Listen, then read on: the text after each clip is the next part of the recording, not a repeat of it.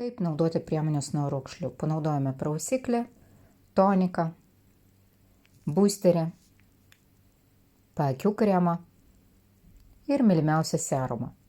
Po to panaudojame priemonę nuo mimikos raukšlių. Sutaškuojame tiesiai į raukšlės ant kaktos, liūto raukšlę, smilkinių žąsies kojelių ir joko raukšlės. Ir labai kruopščiai viską įtapšnuojame. Priemonė atpalaiduoja raumenis ir tokiu būdu mažina raukšlių atsiradimą ir atpalaiduoja esamas raukšlės.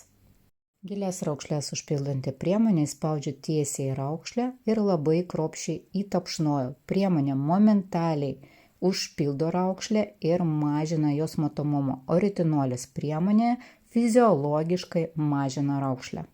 Abi priemonės galima naudoti kartu ryte ir vakare. Ryte nepamirškit apsaugos nuo saulės, o vakare naktinio kremo.